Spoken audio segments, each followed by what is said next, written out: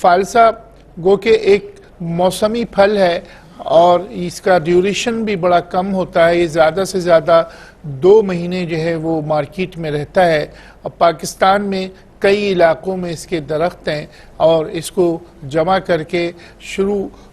گرمی ہی میں آپ جیسے دیکھیں کہ گرمی کی آمد ہوتی ہے تو عموماً یہ مئی کے شروع میں مارکیٹ میں آ جاتا ہے. یہ فالسئی کلر یا جامنی کلر کے ہوتے ہیں اور اس کو زیادہ تر لوگ جو ہے نمک ڈال کر کھاتے ہیں. اس کا سب سے بڑا خاصہ یہ ہے کہ یہ ہیٹ اسٹروک کے لیے بہت عمدہ دوا ہے. یعنی کہ یہ اللہ تعالیٰ کا قدرتی نظام ہے کہ جیسے ہی لو زیادہ چلتی ہے اور گرمی کی تپش شروع ہوتی ہے تو فالسا مارکیٹ میں آ جاتا ہے اور اس کا شربت عموماً لوگ پیتے ہیں. بازار کا شربت اس لیے اوائڈ کرنا چاہیے کہ اس میں کیمیکل کلرز اور دوسرے سیکرین وغیرہ ڈالا جاتا ہے کیونکہ اس میں ہلکی سی ترشی ہوتی ہے شروع میں. تو کوشش کرنا چاہیے کہ گھر میں ہی اس کا شربت تیار کیا جائے یا پھر اسی طریقے سے 200 گرام سے زیادہ نہیں بلکہ 100 اور 200 گرام کے قریب اسے کھایا جائے تو اس سے آپ کے پیاس ختم ہوگی. ہیٹ اسٹروک کا مسائل جو ہے وہ آپ کے ساتھ نہیں ہوں گے. اس کا سب سے بڑا خاصہ یہ بھی ہے کہ یہ اینٹی آکسیڈنٹ ہے. اس میں وائٹامن اے وائٹامن سی اس میں موجود ہے, اس میں فاسفورس موجود ہے, اس میں میگنیشیم بھی موجود ہے. تو بنیادی طور پہ یہ ہماری باڈی کے لیے ایک بہترین ٹونک بھی ثابت ہوتا ہے. اسی طریقے سے جب آپ فالسا کھاتے ہیں تو عموماً گرمی کے بخار اور گرمی کا جو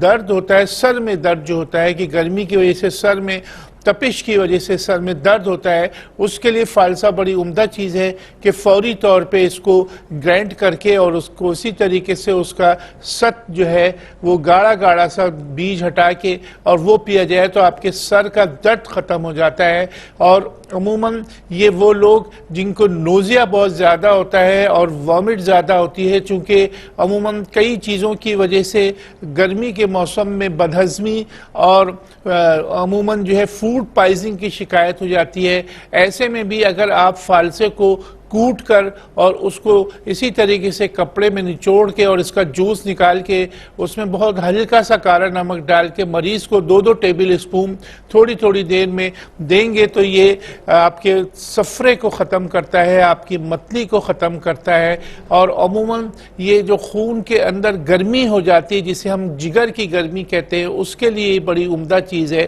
اور وہ پیشنٹ جو کہ ہیپیٹائٹس اے سے لے کر ہیپیٹائٹس بی سی اور ڈی کے پیشنٹ ہیں ان کے لیے یہ بہترین چیز ہے. اس کو ضروری نہیں کہ آپ اس میں چینی ہی ڈالیں, اس میں آپ شہد بھی ڈال سکتے ہیں اس کے شربت میں. اس کو باقاعدہ گرائنڈ کر کے اور اس کے بعد اس میں شہد ملا دیا جائے اور وہ شربت پینے سے جگر کے امراض کا جو ہے وہ خاتمہ ہوتا ہے. اللہ رب العالمین نے جگر میں یہ کوالٹی رکھی ہے کہ جگر ری بلڈ ہوتا ہے. جیسے میں نے ایک پروگرام میں یہ بھی بتایا تھا کہ رمضان شریف میں اگر جگر کا مریض روزہ رکھتا ہے تو اس کا جگر اللہ چاہے تو وہ ری بلڈ ہو سکتا ہے. ہیپیٹائٹس کے پیشنٹ عموماً روزہ چھوڑ دیتے ہیں لیکن روزہ رکھنے سے یہ ہوتا ہے کہ جو موقع ملتا ہے ہمارے آرگنز کو ریسٹ کا تو اس میں اس کے اندر ری بلڈ ہونا شروع ہو جاتا ہے. فالسے کے اندر یہ خاصیت ہے کہ یہ جو یرقان کے مریض یا ہیپیٹائٹس کے مریض اگر اسے پئیں گے تو ان کی جگر کی اصلاح ہوتی ہے. وہ لوگ جو کہ فیٹی لیور یا انلارجمنٹ آف لیور کے پیشنٹ ہیں ان کے لیے بھی فالسا بہت عمدہ دوا ہے کہ آپ فالسے کو استعمال کریں اور اس کے ساتھ زرشک کا استعمال کریں. اس کا طریقہ یہ ہے کہ زرشک 100 گرام لی جائے, فالسا 200 گرام لیا جائے اور اس کو تقریباً 2 لیٹر پانی میں اچھی طریقے سے ابال کے اس کو چھان لیجئے. اور یہ پانی اگر آپ پئیں گے تو وہ بچے جو اینیمک ہوتے ہیں اور جن کو خون کی کمی ہوتی ہے ان کے لیے بڑی عمدہ چیز ہے کہ 100 گرام زرشک اور 200 گرام فالسے کو ابال کے اور اس کو اچھی طریقے سے چھان لیجئے اور اس میں جو پانی بچے اس کا ہم وزن عرق گلاب سے آتشہ ڈال دیجئے. یہ بہترین نسخہ ہے کہ اس سے آپ کے وہ بڑے سے بڑی دوائیں آپ لے لیں لیکن اس سے پینے سے آپ کا خون فوری طور پہ انشاءاللہ جو کمی ہوتی ہے، اینیمک لوگ ہوتے ہیں، ایچ بی کا مسئلہ ہوتا ہے، ان کے لیے یہ بڑی عمدہ چیز ہے۔ اسی طریقے سے یہ معدے کے نظام اور نظام ہاضمہ کے لیے بڑی عمدہ چیز ہے کہ آپ اس کو باقاعدہ جو ہے استعمال کریں، اور اس کو جو ست ہے اس کا شربت سا، یعنی کہ صرف فالسوں کو نچوڑ کے اور اس کو کیوبس بنا لیں، اس کے جو برف سی بنا لیں، اور اس کو وہ جو ٹرے ہوتی ہے برف والی اس کے اندر اس کو ڈال دیجئے، اور اس کی کیوبس جو ہے محفوظ رکھ لیجئے کہ آپ کم از کم 3 مہینے یا 4 مہینے جو ہے اس کا استعمال کر سکیں، کیونکہ اس کا موسم نہیں رہتا۔ اسی طریقے سے بعض جگہ آپ نے دیکھا ہوگا کہ کرین بیری کے نام سے جو ساشے آ رہے ہیں وہ بنیادی طور پہ فالسے ہی کی ایک قسم ہے جسے ہم کرین بیری کہتے ہیں۔ یہ پاکستان کے اندر بھی ملتی ہے، اور یہ عموماً یو ٹی آئی کی پرابلم کے لیے ڈاکٹرز بہت لکھ رہے ہیں۔ باہر کے ممالک میں بڑے پیمانے پہ جو کرین بیری ہے یہ فالسے کی طرح ہوتا ہے، لیکن یہ سفید اور اورنج سا جو ہے وہ زیادہ ہوتا ہے، لیکن یہ بھی بالکل فالسے کی طرح کھٹا ہوتا ہے۔ وہ کردار جو کرین بیری ادا کرتا ہے باڈی کے اندر، وہی کردار فالسا بھی ادا کرتا ہے، کہ جب اگر آپ فالسے کا موسم ہو تو آپ کرین بیری کے بجائے فالسے کا لیں گے، شربت لیں گے یا اس کو چینی کے بغیر لیں گے، تو آپ دیکھیں گے کہ آپ کے یو ٹی آئی کا مسئلہ حل ہوگا، آپ کے پیشاب میں جلن ختم ہو جائے گی۔ وہ لوگ جن کے پروسٹیٹ گلینڈز کا مسئلہ ہوتا ہے اور پروسٹیٹ گلینڈ کی وجہ سے